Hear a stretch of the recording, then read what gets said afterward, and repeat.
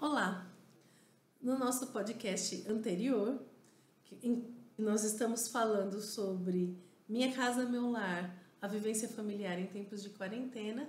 Nós falamos um pouquinho sobre a origem do matrimônio, que está na própria origem da criação do homem. Quando Deus decide criar o homem, Ele o cria homem e mulher, os cria para o outro, para viverem em si a dimensão do amor, doação, como São João Paulo II gosta muito de dizer, para que o homem fizesse dom de si.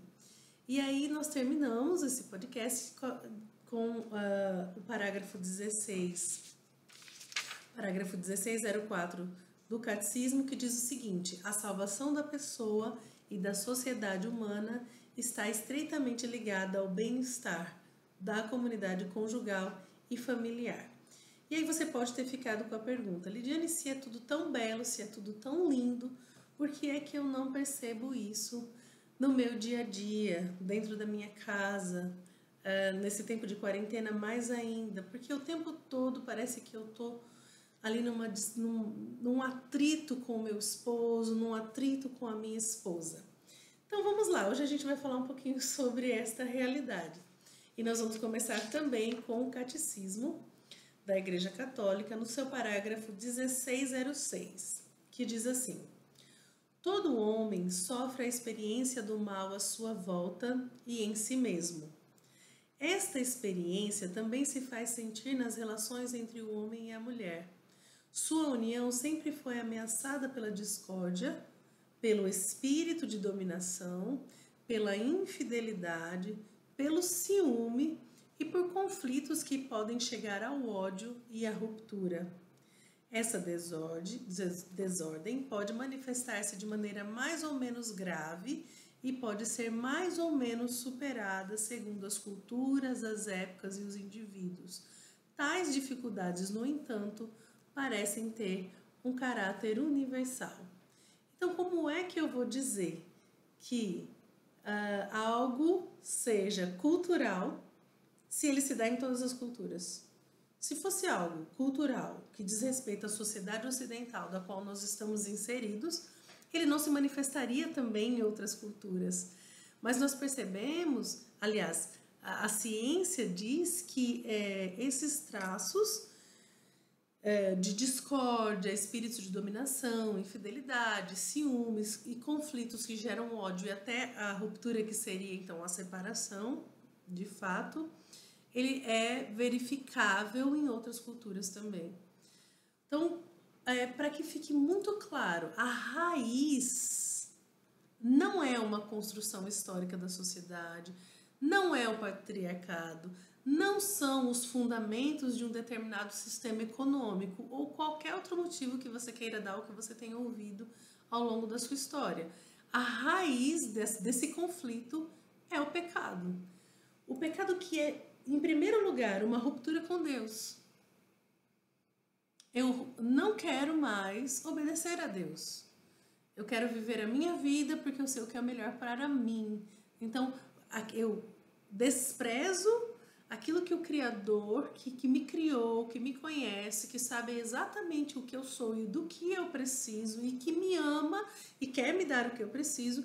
Eu faço uma ruptura com esse Deus e essa ruptura ela traz consequências em todas as esferas da minha vida e não obstante a relação matrimonial. Consequência, então, desta primeira ruptura que é com Deus, eu tenho, então, essa ruptura da comunhão original entre o homem e a mulher. Aquilo que foi criado de modo perfeito agora já não é mais. Por quê? Porque está manchado com a dimensão do pecado. Mas, embora tenha manchado, atenção, o pecado não destruiu o matrimônio. O matrimônio, ele criado por Deus, ele existe até hoje.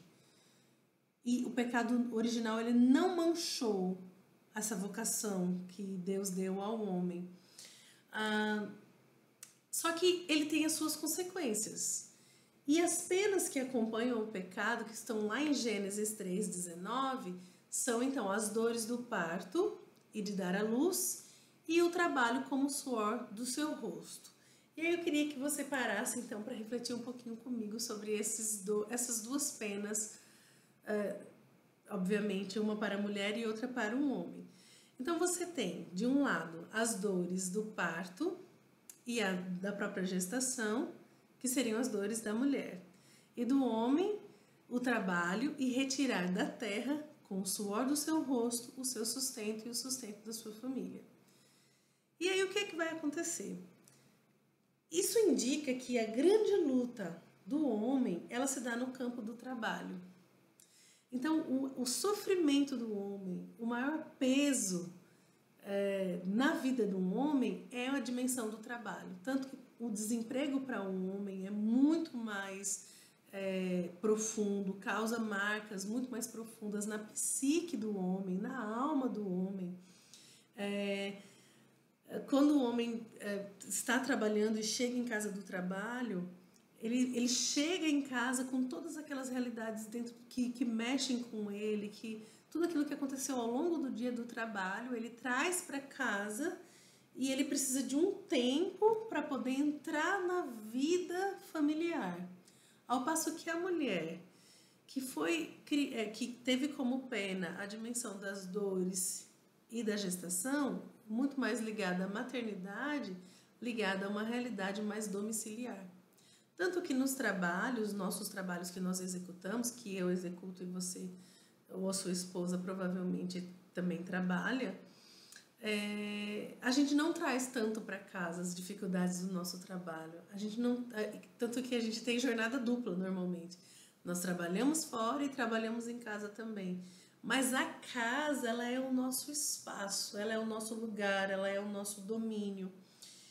E se eu sou uma pessoa que não estou no processo de ruptura com Deus, o meu lar, ele é um lar de aconchego.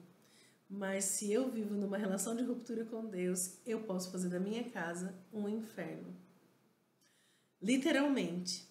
Então, é só para ficar claro que para nós mulheres, aquilo que acontece dentro de casa nos atinge muito mais do que atinge o homem.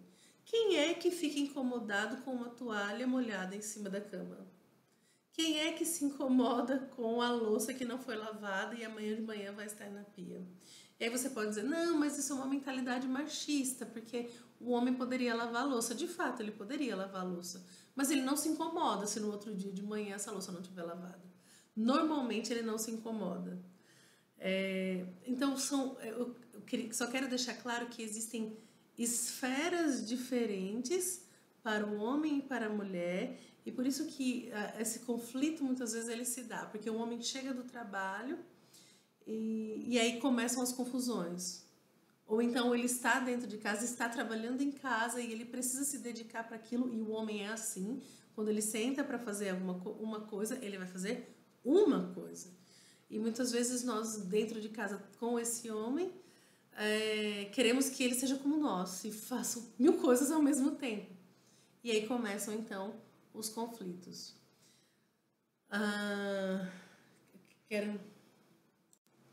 Então que fique claro que não é uma questão puramente histórica, mas é consequência do pecado original. Então é um dado que nós não podemos desprezar, que eu e você não podemos desprezar. Não podemos simplesmente achar que esse conflito ele se dá como fruto desse tempo.